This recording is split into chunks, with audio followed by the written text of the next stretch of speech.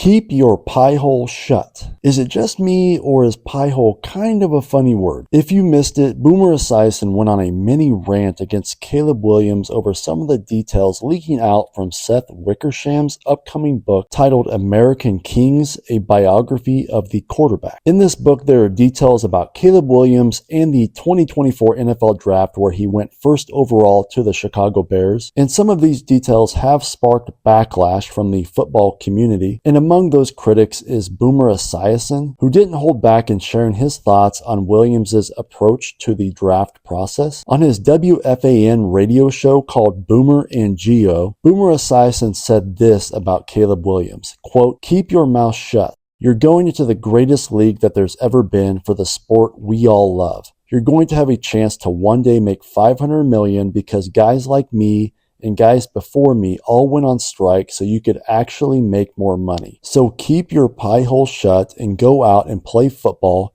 and earn your keep and earn your respect."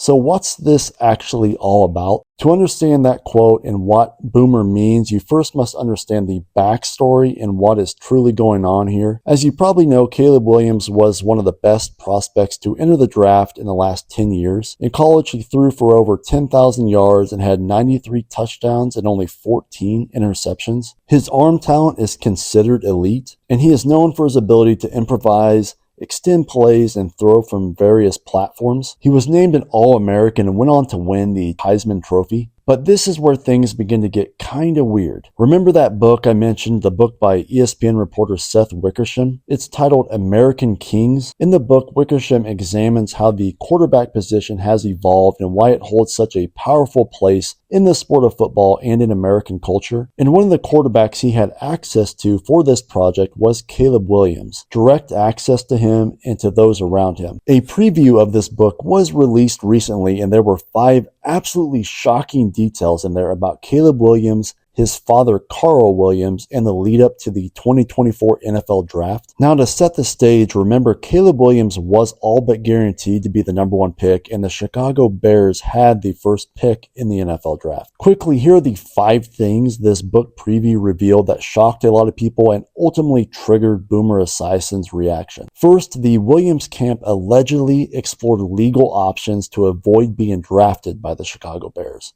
According to the book, Caleb and his father Carl allegedly considered using legal avenues to challenge the NFL's draft system, specifically targeting the collective bargaining agreement as a way to avoid being drafted by the Chicago Bears. That's of course never been done, and to some people raises potential red flags. And this kind of leads into number 2. Carl Williams emphasized his frustration with the rookie wage cap, calling it the, quote, "worst piece of blank I've ever read. It's the worst in sports history," end quote. This frustration likely stems from the fact that the rookie wage scale could lock his son into the team that drafted him, in this case the Chicago Bears, for up to 8 years if you count the franchise tags. And this leads into number 3, which is Carl Williams reportedly referred to Chicago as a place that destroys quarterbacks. That quote, of course, directly attacks the Bears' long-standing struggles with quarterback development. Whether it's true or not, airing that belief publicly or even semi-privately sent a strong message that they didn't completely trust the organization. Which leads into number 4, which is the Williams camp reportedly had concerns about the coaching situation in Chicago, particularly regarding then offensive coordinator Shane Waldron. According to the book, Caleb Williams was uncertain about the Bears' offensive direction and instead hit it off with Vikings head coach Kevin O'Connell during the pre-draft process. But Bears general manager reportedly told Williams,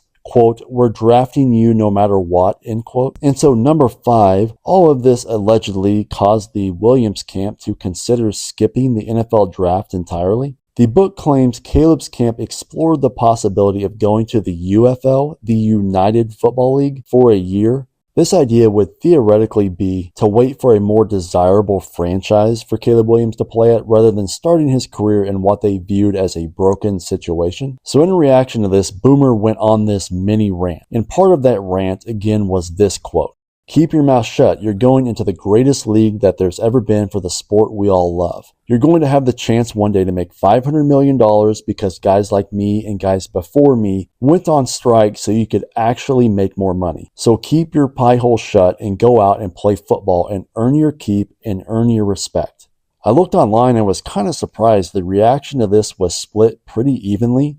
Some people backing Caleb Williams and some people backing Boomer. But we need to look at this from both of their perspectives. First, let's look at this from the perspective of Caleb Williams and Carl Williams. To me, Carl Williams, again, he's just standing up for his son. He's being concerned about the situation. Overall, that does seem pretty fair to me. I think a lot of fathers would be concerned and be willing to voice those concerns and take action. Now, did he go too far? I don't know, maybe. But the quote about Chicago destroying the career of quarterbacks, to me that does seem pretty fair actually. You have to remember, in the last decade, Chicago has drafted 2 other quarterbacks in the first round. Mitchell Trubisky, number 2 overall in 2017, and Justin Fields, 11th overall in 2021. And neither one of these have worked out. And it may be fair to say that Chicago did not create an environment for them to succeed. So I can kind of see where they're coming from there. And it's also fair to point out Caleb Williams did step into a tough situation in year 1 in Chicago. Again, the coach and offensive coordinator both lost their jobs in the middle of the year.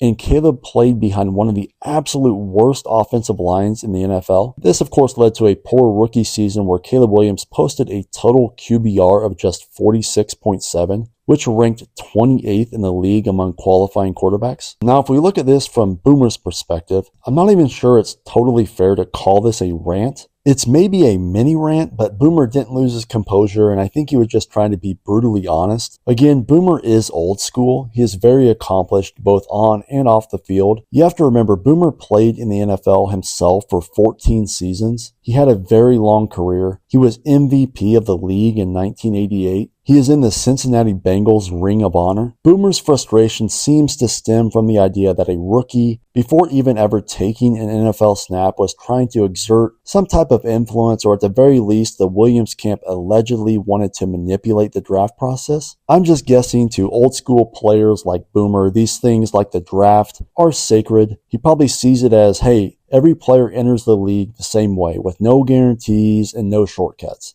just like he did. So maybe for him, the idea of trying to outmaneuver that system, and maybe that rubbed against everything he values in football. And I do also have to say, in fairness to the Chicago Bears, they've gone out this offseason and added a first-round tight end in Colston Loveland. And they added a 4-time Super Bowl champion, maybe the best left guard in the league, Joe Thuney, who has protected both Tom Brady and Patrick Mahomes. And they went out and hired the top coaching candidate and offensive guru in Ben Johnson. So it does appear they've given Caleb a much better situation here in year 2. But overall, this does lead to an interesting debate. Is the draft process flawed? Does it give too much control to struggling franchises at the expense of these young players, or is Boomer right and these young players need to stay humble and be thankful for the opportunity they're given? Let me know in the comments, are you with Caleb on this or are you with Boomer on this? And of course, subscribe for more football content.